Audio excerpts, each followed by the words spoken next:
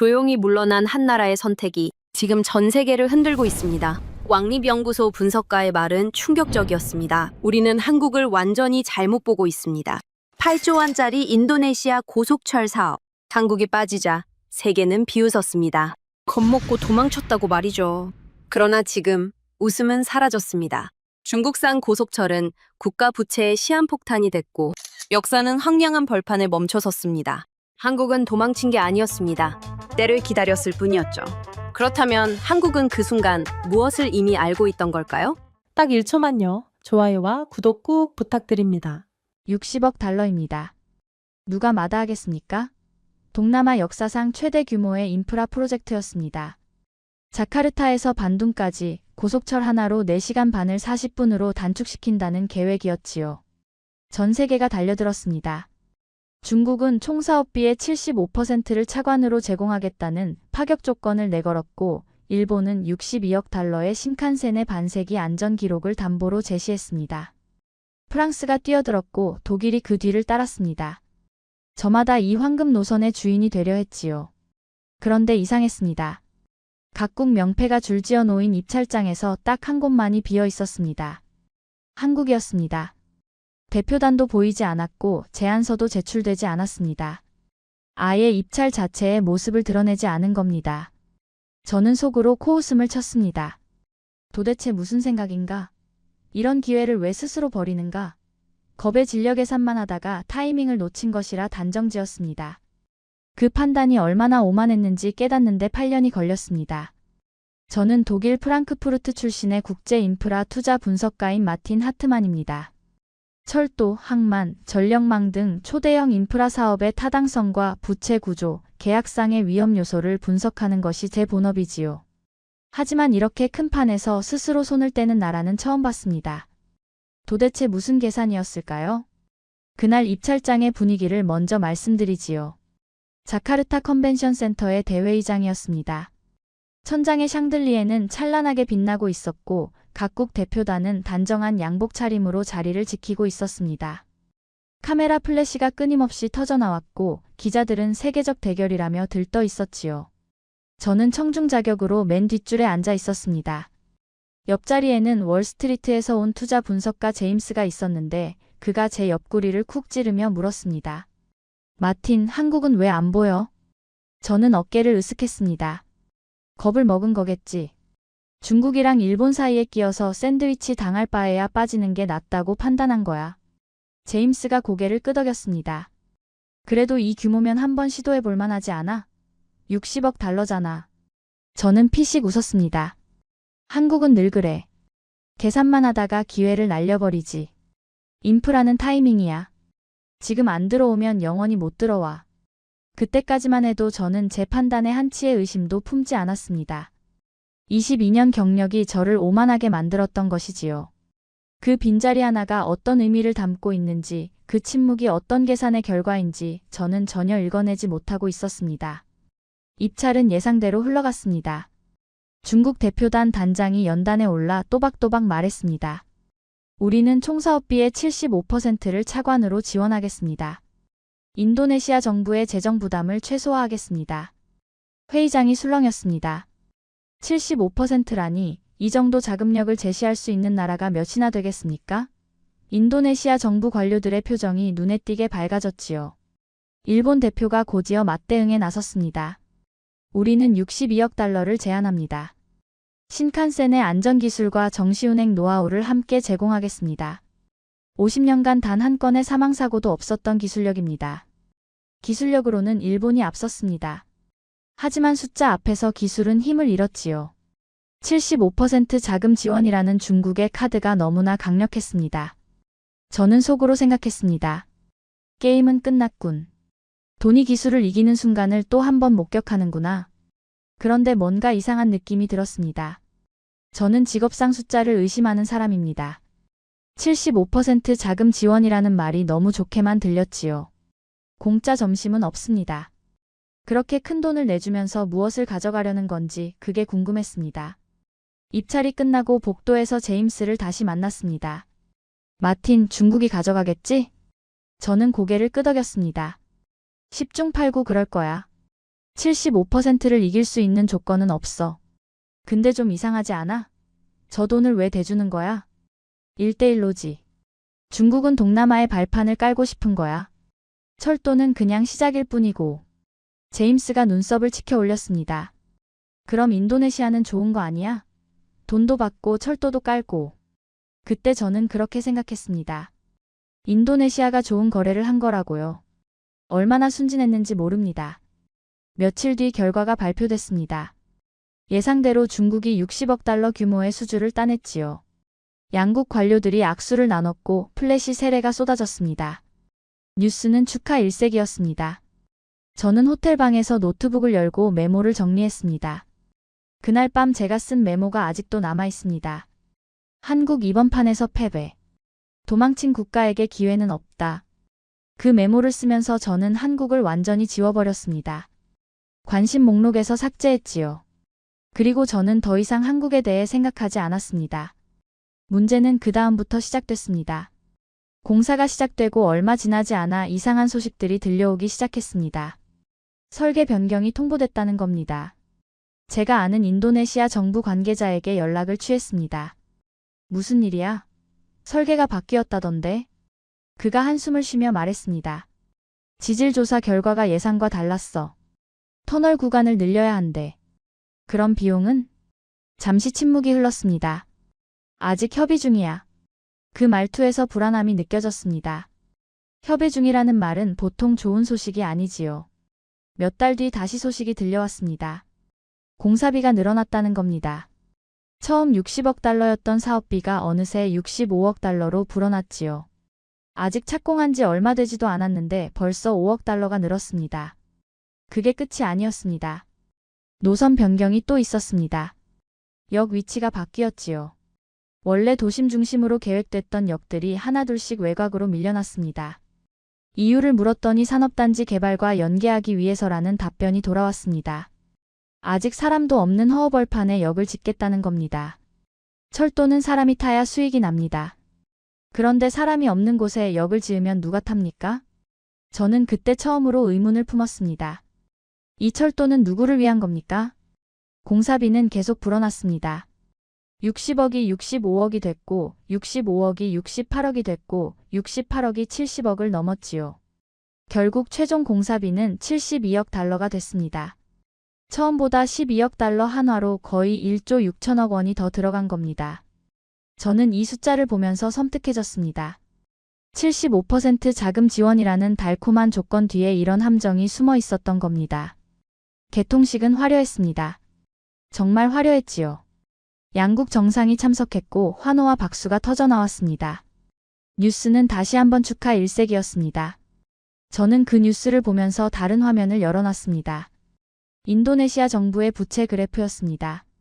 축포 소리가 울리는 동안 제 노트북 화면에서는 빨간 선이 가파르게 치솟고 있었습니다. 개통 후 첫 운영 보고서가 나왔을 때 저는 숫자를 보고 한숨을 쉬었습니다. 이용객 수가 예상의 절반도 안 됐습니다. 여기 외곽 산업단지에 있으니 접근성이 엉망이었지요. 수천억을 들여지은 역에 사람이 없었습니다. 운영 적자는 당연한 결과였습니다. 매년 수천억 원대 적자가 쌓이기 시작했고 인도네시아 정부는 세금을 투입해야 했습니다. 국민 세금으로 텅 빈 열차를 굴리는 상황이 된 겁니다. 저는 그제야 입찰장에서 봤던 그 빈자리가 떠올랐습니다. 한국이 비워둔 그 자리 말입니다. 그때는 비웃었지요. 겁쟁이들이라고. 그런데 지금 생각해보면 이상했습니다. 한국이 이 정도 규모의 사업을 왜 포기했을까? 60억 달러짜리 기회를 왜 걷어찼을까? 겁이 나서요? 돈이 없어서요? 아니었습니다. 한국의 기술력은 세계가 인정하는 수준이었고 고속철 경험도 충분했습니다. 그날 밤 저는 오래된 서류들을 뒤적였습니다. 입찰 당시 수집해뒀던 각국의 검토 자료들이었지요. 하나씩 넘기다가 저는 손이 멈췄습니다. 한국이라고 적힌 폴더가 있었습니다. 입찰에 참여하지 않았으니 공식 제안서는 없었지만 사전 검토 단계에서 유출된 내부 문서가 몇 장 있었습니다. 저는 그 문서를 펼쳤습니다. 그리고 첫 줄을 읽는 순간 온몸에 소름이 돋았습니다. 수요 예측 불확실. 역 위치 산업단지 중심으로 일반 이용객 접근성 부족. 정부 보증 의존 구조로 장기 부채 리스크 과다. 한국은 이미 알고 있었던 겁니다. 우리가 8년에 걸쳐 깨달은 것을 그들은 시작하기 전에 계산해버렸습니다. 도망친 게 아니었습니다. 무너질 길을 미리 본 겁니다. 저는 그 문서를 손에 쥔 채 한참을 멍하니 앉아 있었습니다. 22년 경력이 무색했지요. 저는 누가 들어왔는지만 봤습니다. 누가 빠졌는지는 보지 않았습니다. 들어오는 건 용기고 빠지는 건 비겁함이라고 단정지었지요. 하지만 세상은 그렇게 단순하지 않았습니다. 그날 밤 저는 오래전에 썼던 메모를 찾아냈습니다. 한국 이번 판에서 패배. 도망친 국가에게 기회는 없다. 저는 그 메모를 한참 들여다봤습니다. 그리고 천천히 찢어버렸지요. 이건 도망이 아니었습니다. 한국은 시작하지 않은 겁니다. 시작하지 않은 것과 도망친 것은 완전히 다릅니다. 시작하지 않으려면 용기가 필요합니다. 모두가 달려들 때 혼자 뒤로 빠지는 용기 말입니다. 그 용기를 저는 비겁함으로 오해했습니다. 저는 그날 밤 잠을 이루지 못했습니다. 한국이 남긴 그 검토 문서가 머릿속을 떠나지 않았지요. 수요 예측 불확실, 역 위치 문제, 장기 부채 리스크. 몇 줄 안 되는 문장이었지만 그 안에는 8년 뒤의 결과가 고스란히 예언되어 있었습니다. 우연이었을까요? 아니면 그들은 정말로 미래를 계산해낸 걸까요? 다음 날 아침 저는 커피도 마시지 않고 바로 작업에 들어갔습니다. 한국에 대해 다시 조사해야 했지요.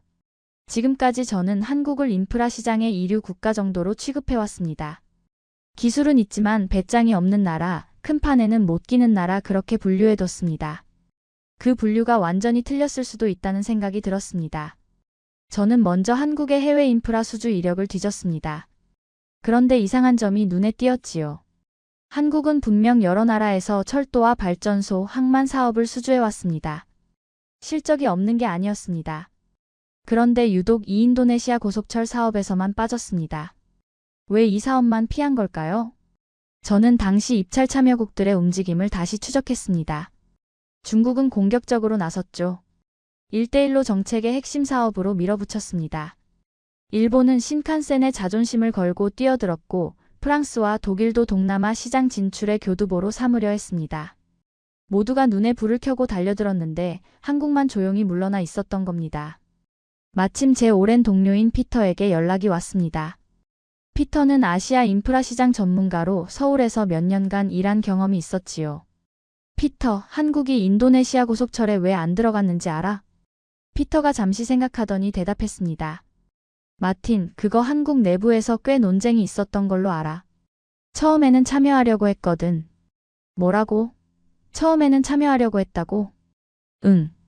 사전 타당성 조사까지 했었어. 그런데 결과가 안 좋게 나왔나 봐. 그래서 철수한 거지. 저는 귀가 번쩍 뜨였습니다. 한국이 처음부터 관심이 없었던 게 아니라 검토를 해보고 나서 빠졌다는 얘기였습니다. 그 차이는 엄청난 거죠. 겁을 먹고 도망친 것과 분석을 하고 철수한 것은 완전히 다른 문제니까요. 그 타당성 조사 자료 구할 수 있을까? 피터가 웃으며 말했습니다. 마틴, 그건 내부 문서야. 쉽지 않을걸. 어떻게든 좀 알아봐줘. 이거 중요해. 피터는 제 목소리에서 절박함을 느꼈는지 알겠다고 했습니다. 며칠 뒤 피터에게서 이메일이 왔지요. 첨부 파일이 하나 달려 있었습니다. 제목은 인도네시아 고속철 사업 검토 보고서 요약본이었습니다. 저는 떨리는 손으로 파일을 열었습니다. 그리고 첫 페이지부터 충격을 받았지요. 한국의 검토 보고서는 제가 예상했던 것보다 훨씬 치밀했습니다. 단순히 수익성만 따진 게 아니었습니다. 그들은 이 사업의 모든 리스크를 항목별로 분류해 놨습니다. 수요 리스크, 건설 리스크, 운영 리스크, 정치 리스크, 환율 리스크 각 항목마다 상세한 분석이 붙어 있었지요. 수요 리스크 부분을 보니 이런 내용이 있었습니다. 현재 제시된 역 위치는 대부분 도심 외곽 산업단지 중심으로 계획됨. 일반 승객의 접근성이 현저히 떨어지며 초기 수요 예측치의 현실성에 의문이 있음. 낙관적 시나리오 기준으로도 손익분기점 도달해 최소 10년 이상 소요될 것으로 추정. 저는 그 문장을 몇 번이나 다시 읽었습니다. 10년 이상이라니. 그들은 이미 이 사업이 장기간 적자를 낼 것이라는 걸 예측하고 있었던 겁니다. 그리고 지금 현실이 어떻습니까? 개통 후 매년 적자가 쌓이고 있지요. 한국의 예측이 정확히 맞아떨어진 겁니다. 건설 리스크 부분도 인상적이었습니다. 인도네시아의 지질 조건상 터널 및 교량 구간 비율이 높아 공사비 증가 가능성이 큼. 특히 화산지대를 통과하는 구간에서 예상치 못한 추가 비용 발생 위험이 존재함. 공사비가 60억에서 72억으로 불어난 이유가 뭐였습니까? 지질 문제와 터널 구간 증가였지요. 한국은 그것까지 미리 계산해 넣었던 겁니다. 저는 등골이 서늘해졌습니다. 이 정도의 분석력이라면 왜 빠졌는지 이해가 됐지요. 하지만 가장 충격적인 건 마지막 결론 부분이었습니다. 본 사업은 경제적 타당성보다 정치적 필요에 의해 추진되는 성격이 강함. 수주에 성공하더라도 장기적으로 운영 적자와 부채 부담이 한국 측에 전가될 가능성이 높음. 따라서 입찰 참여를 재고할 것을 권고함. 재고할 것을 권고한다. 완곡한 표현이지만 뜻은 명확했지요. 하지 말라는 겁니다. 이 사업에 들어가지 말라는 겁니다. 그리고 한국은 정말로 들어가지 않았습니다. 저는 피터에게 다시 전화를 걸었습니다. 피터, 이 보고서 본 사람들이 최종 결정을 내린 거야? 그렇지. 한국은 이런 대형 사업에 들어갈 때 내부 검토를 꽤 철저하게 하거든. 검토 결과가 부정적으로 나오면 아무리 돈이 되는 사업이라도 안 들어가. 그런데 왜 이걸 밖에 설명하지 않았을까? 왜 빠지는 이유를 말하지 않았을까? 피터가 웃었습니다. 마틴, 그게 한국 스타일이야. 그들은 설명하지 않아. 그냥 안 해. 설명하면 상대국 기분 상하잖아. 인도네시아한테 너희 사업 망할 것 같아서 안 들어간다고 말할 수는 없으니까. 저는 그 말을 듣고 씁쓸해졌습니다. 한국은 조용히 빠졌고 세상은 그 침묵을 비겁함으로 해석했지요.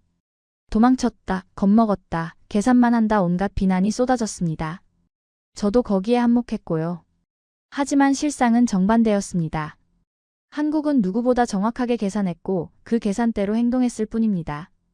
저는 그날부터 중국과 한국의 접근 방식을 본격적으로 비교하기 시작했습니다.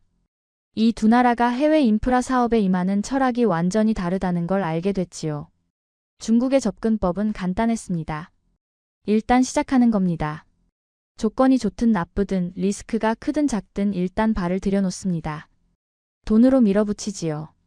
75% 자금 지원 같은 파격적인 조건을 제시해서 상대국의 저항을 무력화시킵니다.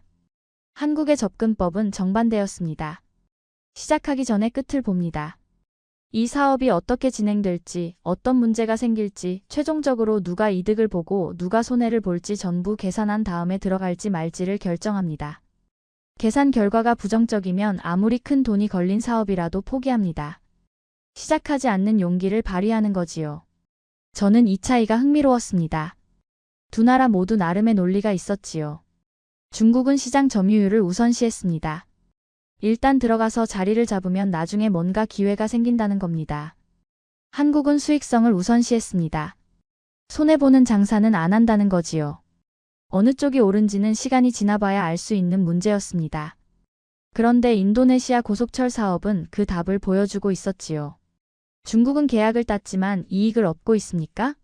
인도네시아 정부는 철도를 얻었지만 행복합니까? 매년 쌓이는 적자, 늘어나는 부채, 텅 빈 객차 누가 봐도 성공이라고 부르기 어려운 상황이었습니다. 반면 한국은 아무것도 얻지 못했지만 아무것도 잃지 않았지요. 빠진 덕분에 수조 원의 손실을 피한 겁니다. 저는 제 동료들에게 이 이야기를 했습니다. 그런데 반응이 시큰둥하더군요. 마틴, 그래서 뭐? 한국이 안 들어간 건 그냥 운이 좋았던 거 아니야? 운이 아니야. 계산이었어. 그들은 이렇게 될 줄 알았던 거라고. 에이, 설마. 아무리 분석을 잘해도 미래를 그렇게 정확하게 맞출 수는 없어. 저는 답답했습니다. 한국의 검토 보고서를 직접 보여줘도 사람들은 믿지 않았지요. 그들에게 한국은 여전히 도망친 나라, 겁쟁이 국가였습니다. 한번 붙은 프레임은 쉽게 떨어지지 않는다는 걸 그때 깨달았습니다. 하지만 저는 확신이 생겼습니다. 한국의 판단이 옳았다는 확신 말입니다. 그리고 더 중요한 질문이 떠올랐지요. 한국은 이 사업만 피한 걸까요? 아니면 다른 사업들도 비슷한 기준으로 검토하는 걸까요? 저는 본격적인 조사에 들어갔습니다.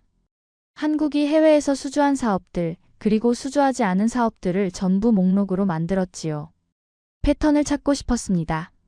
한국이 어떤 기준으로 들어가고 빠지는지 알고 싶었습니다. 조사를 하면 할수록 놀라운 사실들이 드러났습니다.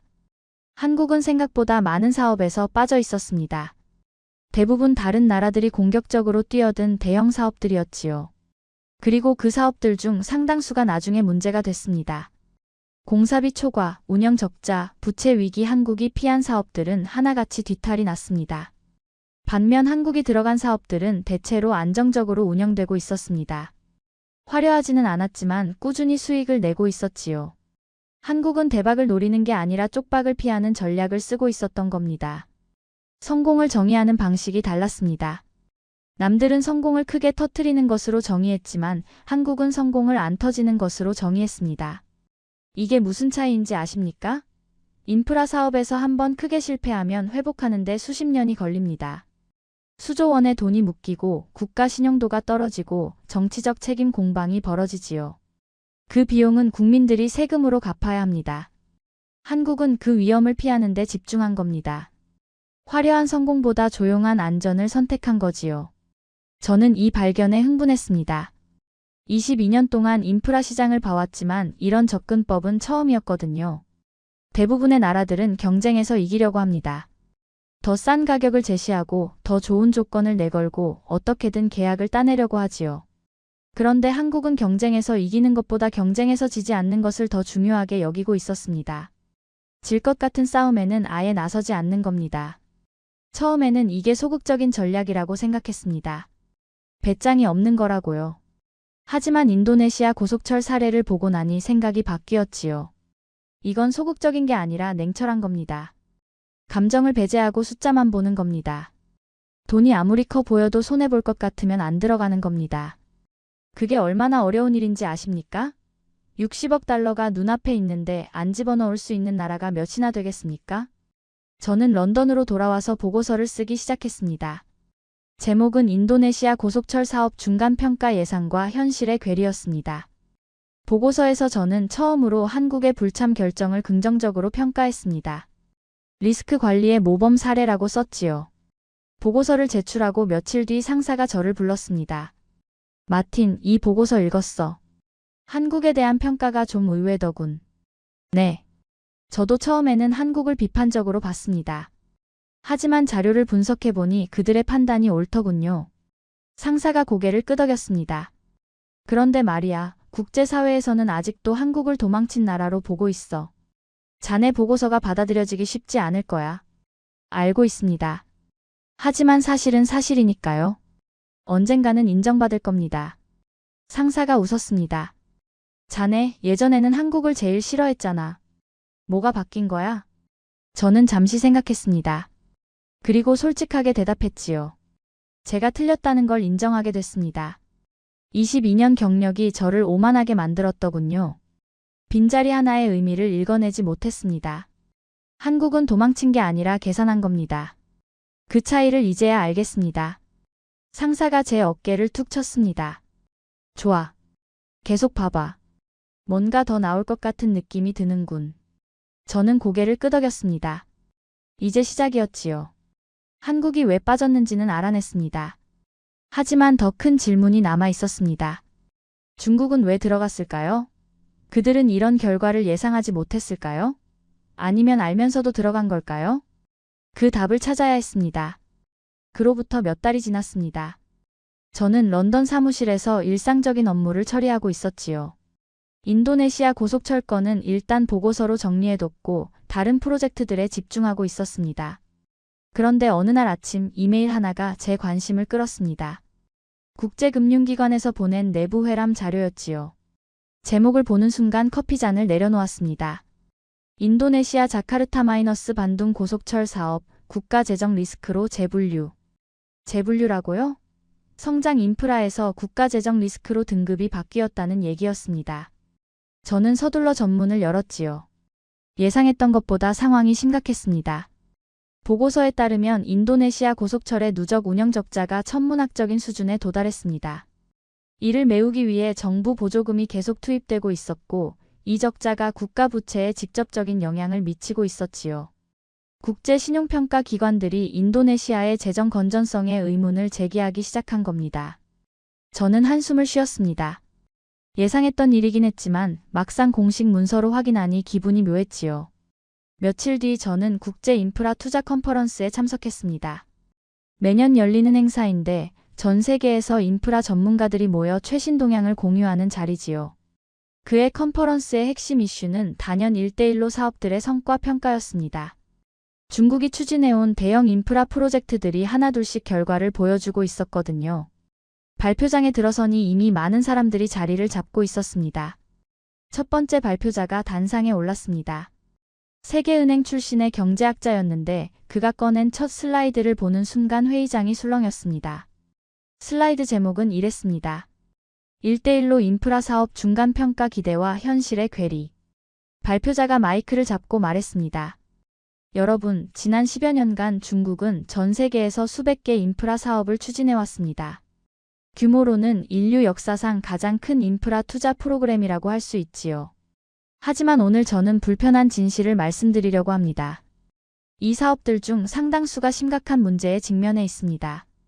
그가 다음 슬라이드로 넘겼습니다. 화면에는 여러 나라의 사례들이 나열되어 있었지요.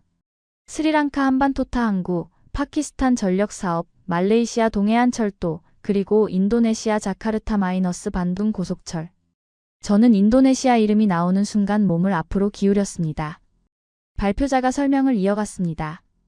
이 사업들의 공통점이 뭔지 아십니까? 시작할 때는 모두 환호를 받았습니다. 파격적인 자금 지원, 빠른 착공, 화려한 개통식. 하지만 운영이 시작되면서 문제가 터지기 시작했지요. 이용객 부족, 운영 적자, 부채 누적. 일부 국가에서는 이 인프라들이 국가 재정을 위협하는 수준까지 갔습니다. 회의장에서 웅성거리는 소리가 들렸습니다. 발표자가 잠시 멈췄다가 말을 이었지요. 특히 인도네시아 고속철 사례를 보시죠. 이 사업은 동남아 최초의 고속철로 많은 기대를 받았습니다. 하지만 현재 상황은 어떻습니까? 그가 데이터를 보여줬습니다. 예상 이용객 대비 실제 이용객 비율, 연간 운영 적자 규모, 정부 보조금 투입액 숫자 하나하나가 충격적이었지요. 발표가 끝나고 질의응답 시간이 됐습니다. 한 참석자가 손을 들었지요. 발표자님, 이 사업들에 참여하지 않은 나라들도 있지 않습니까? 그들은 왜 안 들어갔을까요? 발표자가 잠시 생각하더니 대답했습니다. 좋은 질문입니다.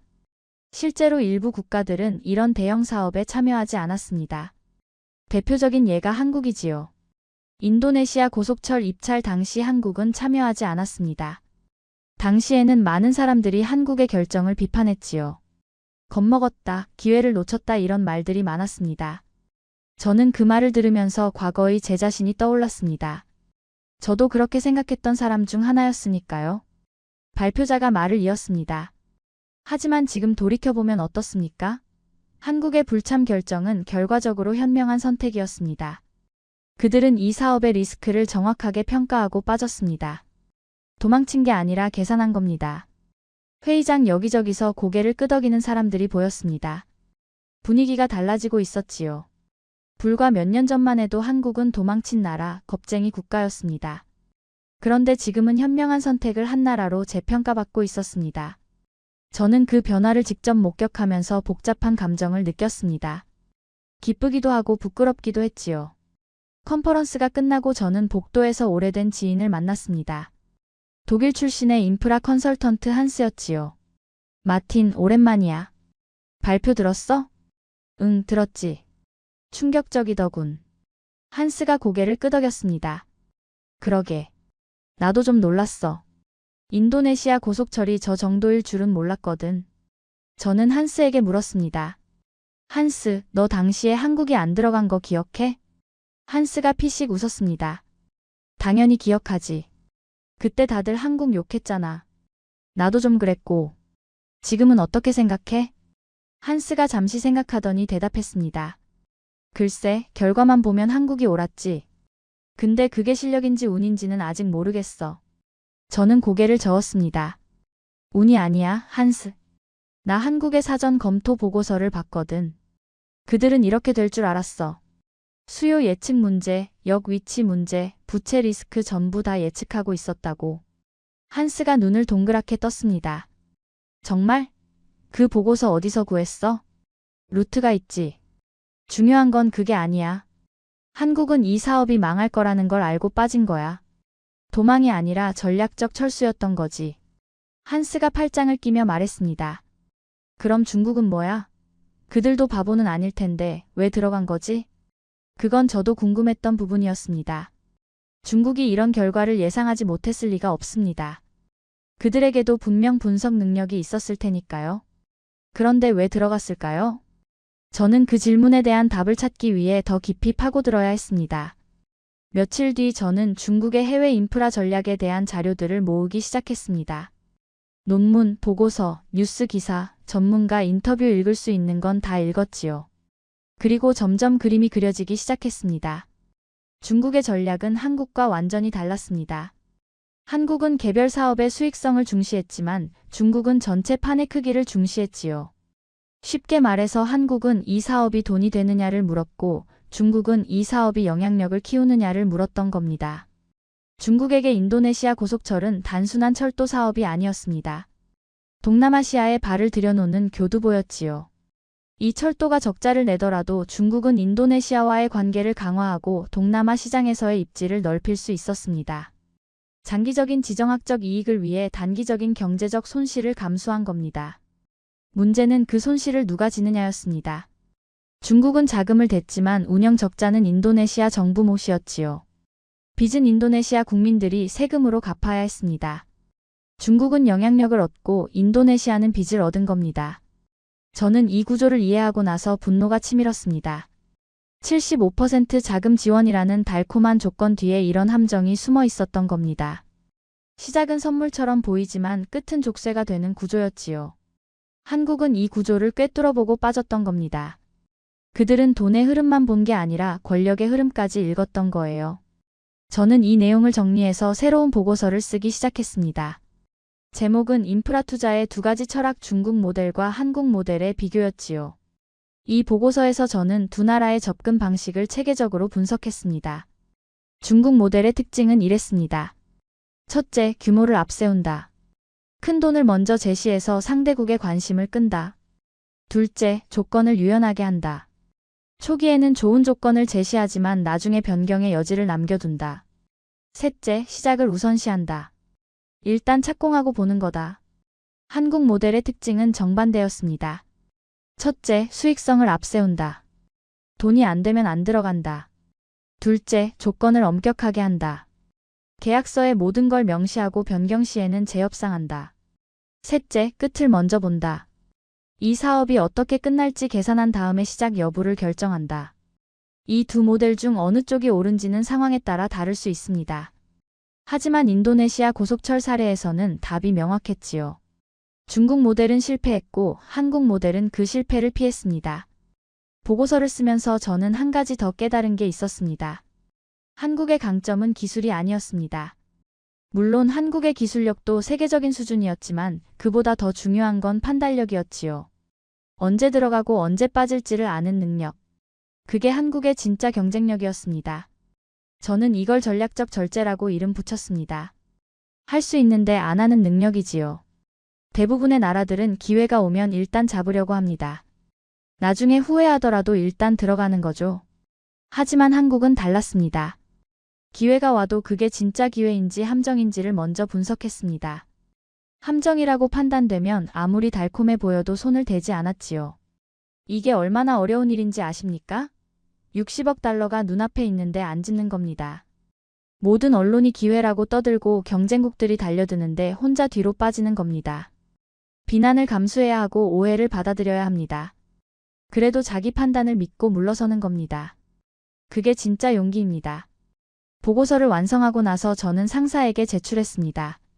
상사가 읽더니 고개를 끄덕였지요. 마틴, 이거 좋은데? 관점이 신선해. 감사합니다. 사실 이 보고서 쓰면서 제 자신도 많이 반성했습니다. 뭘 반성했는데? 저는 솔직하게 대답했습니다. 저는 오랫동안 인프라 시장을 크기로만 봤습니다. 누가 더 큰 사업을 따내느냐, 누가 더 많은 돈을 투자하느냐, 그게 성공의 기준이라고 생각했지요. 하지만 틀렸습니다. 진짜 성공은 크게 터트리는 게 아니라 안 터지는 겁니다. 한국은 그걸 알고 있었고 저는 몰랐습니다. 상사가 웃었습니다. 자네도 나이가 드니까 철이 드는군. 22년이나 걸렸습니다. 부끄럽지요. 상사가 제 보고서를 내려놓으며 말했습니다. 이 보고서 다음 주 이사회에서 발표해봐. 반응이 궁금하군. 저는 고개를 끄덕였습니다. 드디어 제 생각을 공식적으로 발표할 기회가 온 겁니다. 그런데 보고서를 쓰던 중 우연히 다른 사례를 발견했습니다. UAE 바라카 원자력 발전소였지요. 한국이 수주한 프로젝트였습니다. 저는 호기심이 생겼습니다. 한국은 인도네시아에서는 빠졌는데 UAE에서는 들어갔단 말입니다. 뭐가 달랐던 걸까요? 자료를 찾아보니 놀라운 사실들이 드러났습니다. 바라카 원전 입찰 당시 한국은 미국, 프랑스, 일본과 경쟁했습니다. 기술력으로는 모두가 충분했지요. 가격도 비슷했습니다. 그런데 한국이 제시한 조건이 달랐습니다. 다른 나라들은 원전을 지어주고 끝이었습니다. 하지만 한국은 운영까지 책임지겠다고 했습니다. 그것도 60년 동안. 60년입니다. 한 세대가 아니라 두 세대 이상을 함께하겠다는 약속이었지요. 그리고 한국은 그 약속을 지키고 있었습니다. 지금 바라카 원전은 UAE 전체 전력의 25%를 담당하고 있습니다. 사고 한 번 없이 안정적으로 돌아가고 있지요. 저는 이 사례를 보면서 깨달았습니다. 한국은 들어갈 때와 빠질 때의 기준이 명확했던 겁니다. 인도네시아 고속철은 책임질 수 없는 구조였고 바라카 원전은 책임질 수 있는 구조였습니다. 그게 차이였던 거지요. 저는 바라카 원전에 대해 더 깊이 조사하기 시작했습니다. 그리고 한국의 접근법이 중국과 얼마나 다른지 더욱 명확하게 이해하게 됐지요. 첫째, 한국은 차관을 거의 제공하지 않았습니다. 중국식으로 하면 75% 자금 지원 같은 조건을 내걸었겠죠. 하지만 한국은 그러지 않았습니다. 대신 UAE가 자체 재원으로 투자하게 했고 한국은 기술과 운영 노하우를 제공했습니다. 이게 무슨 차이를 만드는지 아십니까? 차관이 없으면 빚이 없습니다. 빚이 없으면 종속이 없지요. UAE는 원전을 갖게 됐지만 누구에게도 빚지지 않았습니다. 둘째, 한국은 총비용을 통제했습니다. 공사비만 싸게 부르는 게 아니라 앞으로 수십 년간 들어갈 운영비와 유지비까지 계산해서 제시했지요.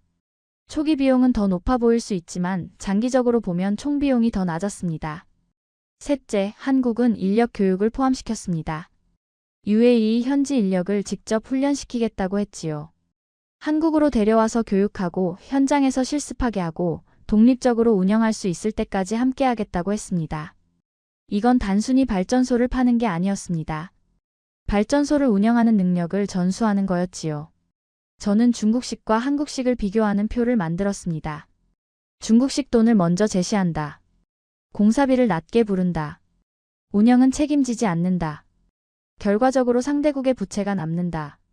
한국식 책임을 먼저 제시한다. 총비용을 통제한다. 운영까지 책임진다. 결과적으로 상대국이 자립하게 된다. 이 차이가 결국 어떤 결과를 낳았습니까? 바라카 원전은 UAE의 심장이 됐습니다. 반면 인도네시아 고속철은 국가 재정의 짐이 됐지요. 저는 이 발견을 보고서에 추가했습니다. 그리고 마지막 문장을 이렇게 썼습니다. 중국은 빚을 남겼고 한국은 국가의 심장을 만들어줬다. 보고서를 완성한 뒤 저는 국제에너지 컨퍼런스에 참석했습니다. 거기서 UAE 에너지부 관계자를 만날 기회가 있었지요. 저녁 리셉션에서 그에게 다가가 말을 걸었습니다. 안녕하십니까? 저는 마틴 하트만이라고 합니다. 바라카 원전에 대해 여쭤봐도 될까요? 그가 흥미로운 표정으로 저를 바라봤습니다. 물론이죠. 무엇이 궁금하십니까? 왜 한국을 선택하셨습니까? 미국이나 프랑스 대신에요? 그가 잠시 생각하더니 대답했습니다. 여러 가지 이유가 있었지만 가장 결정적인 건 신뢰였습니다. 한국은 우리에게 약속했어요. 짓고 나서 떠나지 않겠다고. 문제가 생기면 함께 해결하겠다고. 다른 나라들은 그런 약속을 하지 않았습니다. 프랑스가 더 싼 가격을 제시했다고 들었는데요. 그가 고개를 끄덕였습니다. 맞습니다. 초기 비용만 보면 프랑스가 더 낮았지요. 하지만 우리는 초기 비용만 보지 않았습니다. 원전은 60년, 70년을 운영해야 합니다. 그 긴 시간 동안 누가 옆에 있어줄 것인가? 그게 더 중요한 질문이었어요. 한국은 그 질문에 답을 줬습니다. 지금 바라카 원전 운영에 만족하십니까? 그가 미소를 지었습니다. 우리나라 전력의 4분의 1을 담당하고 있습니다. 사고 한 번 없이 안정적으로 돌아가고 있지요. 한국 기술자들이 아직도 현장에서 우리 인력과 함께 일하고 있어요. 처음 약속한 대로요. 만족하냐고요? 이건 우리나라 에너지 역사상 최고의 결정이었습니다. 그가 잠시 멈추더니 덧붙였습니다. 하트만 씨, 중동에서는 한국에 대해 이런 말이 돕니다. 한국은 공사를 수출하지 않는다. 운영 가능한 시스템을 남긴다. 바라카 원전을 보면 그 말이 무슨 뜻인지 알 수 있지요. 저는 그날 밤 호텔 방에서 오래도록 생각에 잠겼습니다. 한국의 전략이 이제 완전히 이해됐습니다. 그들은 아무 사업에나 뛰어들지 않습니다. 철저하게 분석하고 책임질 수 있는 사업만 선택합니다. 대신 한번 들어가면 끝까지 갑니다. 짓고 나서 도망가지 않습니다. 문제가 생기면 함께 해결합니다. 상대국이 스스로 운영할 수 있을 때까지 곁에 있어줍니다. 이게 한국식 인프라 철학의 핵심이었습니다. 들어갈 때는 신중하게, 들어간 뒤에는 책임지게. 인도네시아에서 빠진 것과 UAE에서 성공한 것은 같은 원칙의 양면이었던 겁니다. 저는 노트북을 열고 메모를 정리했습니다. 중국과 한국의 차이를 한 문장으로 요약하고 싶었지요. 한참을 고민하다가 이렇게 썼습니다. 중국은 인도네시아에 철도를 팔았고 한국은 UAE에 심장을 남겼다. 이 문장이 모든 걸 설명해 주는 것 같았습니다. 중국은 물건을 팔았습니다. 철도라는 물건, 항만이라는 물건, 발전소라는 물건. 하지만 한국은 물건을 판 게 아니었습니다. 시스템을 남긴 겁니다. 물건은 시간이 지나면 낡습니다. 철도도 녹슬고 발전소도 노후화되지요. 하지만 시스템은 남습니다. 한 번 배운 운영 방식, 한 번 익힌 관리 노하우, 한 번 세운 안전 원칙 이런 것들은 설비가 바뀌어도 사라지지 않습니다. 한국은 그걸 알고 있었던 겁니다. 다음 날 저는 사무실로 돌아와서 새로운 보고서를 쓰기 시작했습니다. 제목은 인프라 수출의 두 가지 길 물건을 파는 나라와 시스템을 남기는 나라였지요. 보고서를 쓰면서 저는 한국이라는 나라에 대한 존경심이 깊어지는 걸 느꼈습니다. 그들은 화려하지 않았습니다. 75% 자금 지원 같은 파격적인 조건을 내걸지도 않았고 언론에 대서특필될 만한 행사를 벌이지도 않았지요. 그냥 조용히 계산하고 조용히 결정하고 조용히 책임졌습니다. 그게 진짜 실력이었습니다. 저는 더 많은 사례를 찾기 시작했습니다. 한국이 세상 곳곳에 남긴 흔적을 확인하고 싶었지요. 필리핀이 눈에 들어왔습니다. 한국이 홍수 방제 시스템을 구축한 곳이었습니다. 규모는 작았지만 결과가 인상적이었습니다. 홍수 피해가 40% 이상 줄었다고 되어 있었지요. 저는 마닐라로 향했습니다. 필리핀 공공사업부 관계자를 만났지요. 그의 이름은 호세 산토스 수자원관리국 부국장이었습니다. 한국 홍수방제 사업에 관심이 있으시다고요? 네. 자료를 보니 결과가 인상적이더군요. 직접 이야기를 듣고 싶었습니다. 호세가 커피를 한 모금 마시더니 말했습니다. 그 사업 얘기를 하려면 먼저 우리가 얼마나 고통받았는지부터 설명해야 할 것 같습니다. 필리핀은 매년 태풍이 옵니다. 태풍이 오면 홍수가 납니다. 홍수가 나면 사람이 죽습니다. 이게 수십 년간 반복됐어요. 해결책을 찾지 못했습니까? 호세가 씁쓸하게 웃었습니다. 찾으려고 했죠. 여러 나라에서 제안이 들어왔습니다. 대부분 같은 해결책을 제시했어요. 댐이었습니다. 큰 댐을 지으면 홍수를 막을 수 있다고 했지요. 댐을 지었습니까? 지었죠. 중국 자금으로 대형 댐 사업을 진행했습니다. 좋은 조건이라고 생각했습니다. 결과는 어땠습니까? 호세가 한숨을 쉬었습니다. 실패했습니다. 댐은 지어졌는데 홍수는 계속됐어요. 필리핀의 홍수는 댐만으로 막을 수 있는 게 아니었거든요. 우리 지형은 복잡합니다.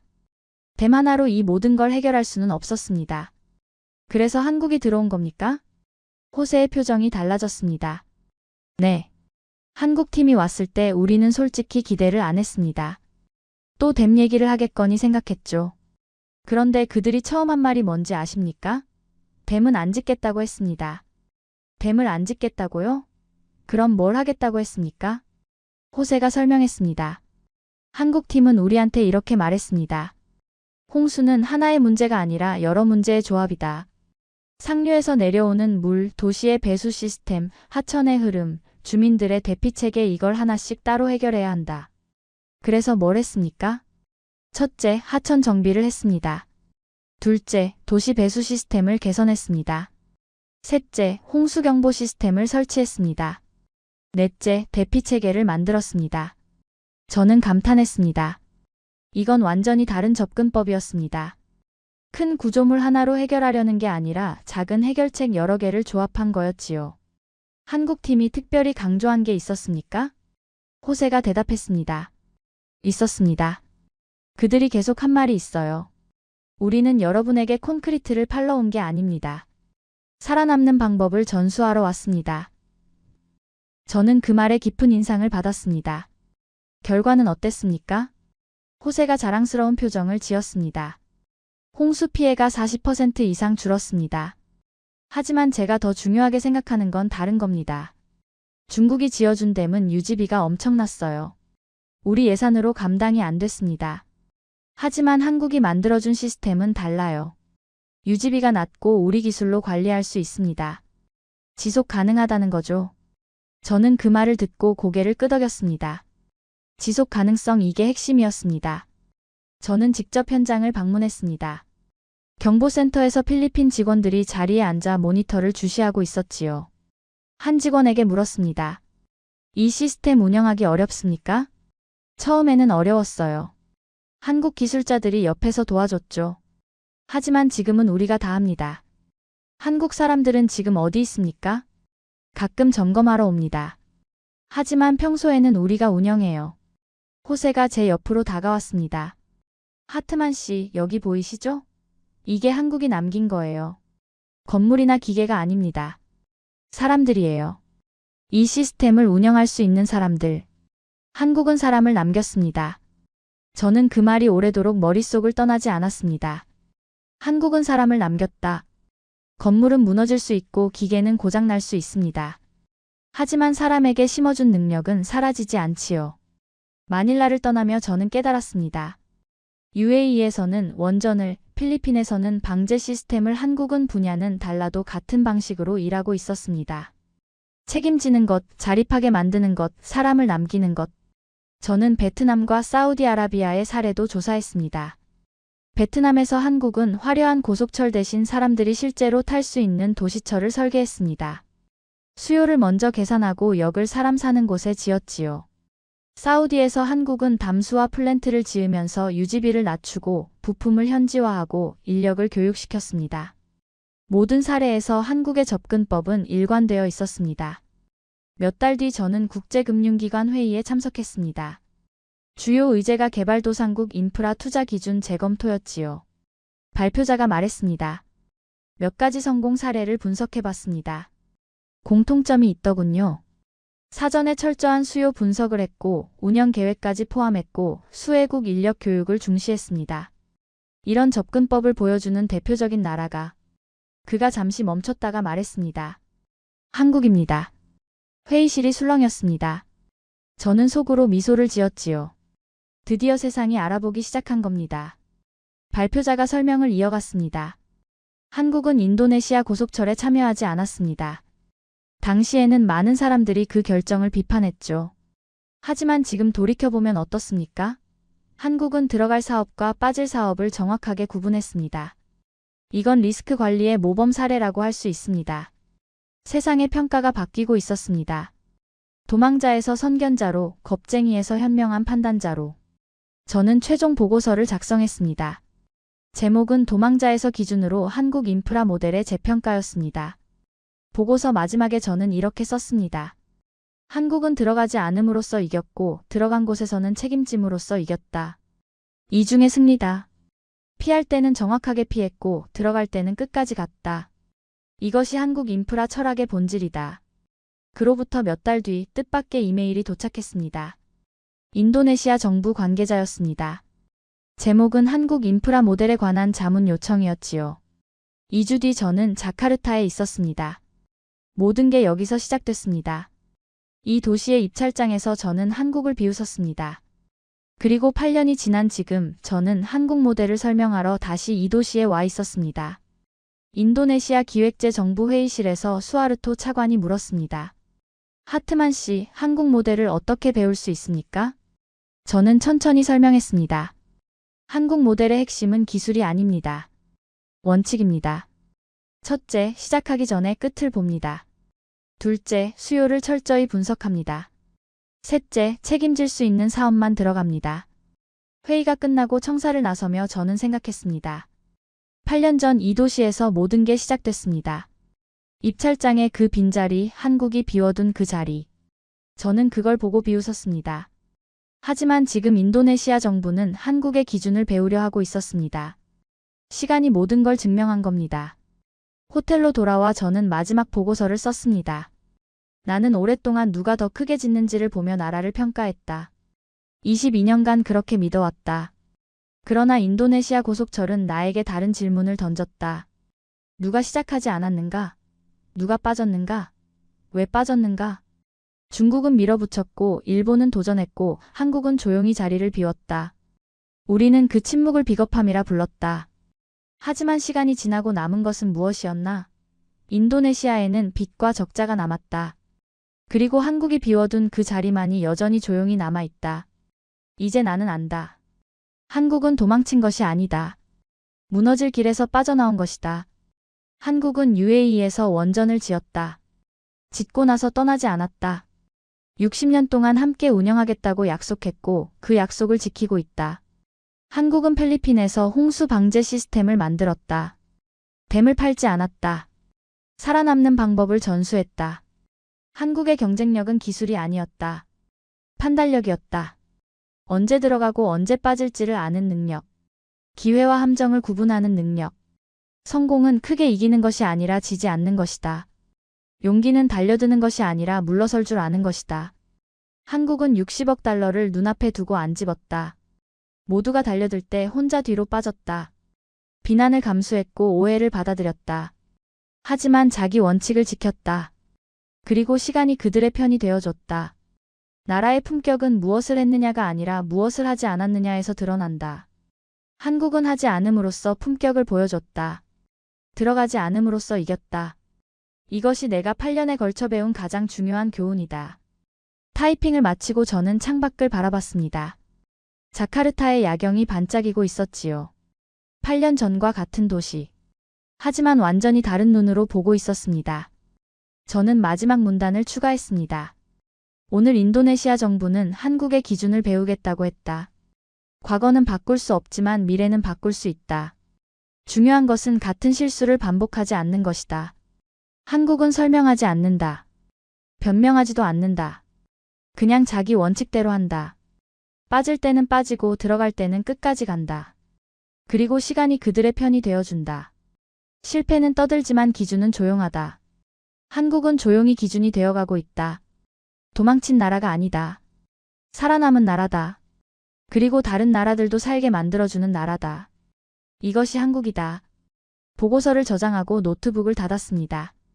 저는 침대에 누워 천장을 바라봤지요. 8년간의 여정이 끝나고 있었습니다. 저는 눈을 감고 그 빈자리를 떠올렸습니다. 국가 명패들 사이에 텅 비어있던 한국의 자리. 그때는 겁쟁이의 흔적으로 보였습니다. 하지만 지금은 알겠습니다. 그건 가장 용기 있는 선택의 흔적이었습니다. 모두가 달려들 때 혼자 물러서는 것. 60억 달러를 눈앞에 두고 안 짚는 것. 비난을 감수하면서도 자기 판단을 지키는 것. 그게 진짜 용기입니다. 한국은 그 용기를 가지고 있었고 저는 8년이 지나서야 그걸 알아봤습니다. 다음 날 아침 저는 공항으로 향했습니다. 비행기가 이륙했습니다. 자카르타가 작아지고 구름이 가까워졌지요. 저는 창밖을 바라보며 중얼거렸습니다. 한국은 도망친 것이 아니다. 무너질 길을 미리 보고 피한 것이다. 그리고 들어간 곳에서는 끝까지 책임졌다. 이것이 진짜 실력이다. 구름 위로 해가 떠오르고 있었습니다. 새로운 하루가 시작되고 있었지요.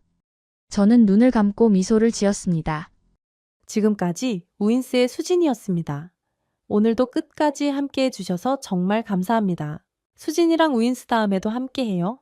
오늘도 행복한 하루 되세요. 사랑합니다. 우이스 우리들의 이야기 작은 꿈도 커지는 이 순간 웃으며 함께 나가요